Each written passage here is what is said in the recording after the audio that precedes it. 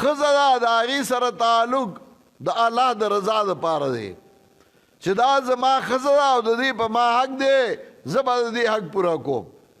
خو که چېرته دی د الله په مقابله کې راغلل بیا نشته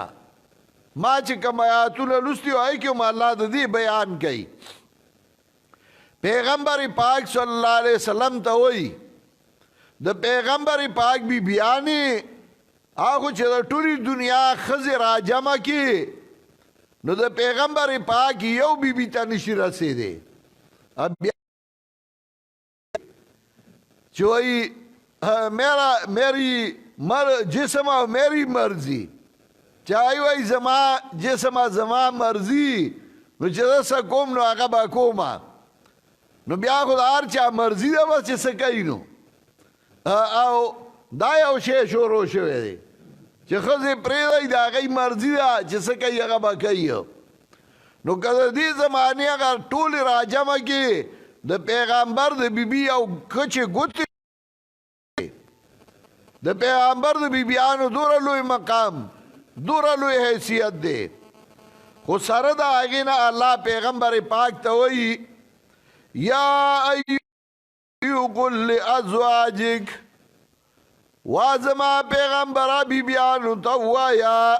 ان کنتن تردن الحیات الدنیا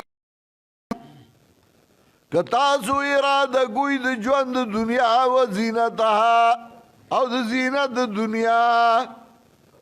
تاسو دنیا غواړئ د دنیا زینت غواړئ ما مجبوره کوئ ما نه اصل کار پرېږدئ فتعالینا امتعکن واسرحکن سراحا جمیلا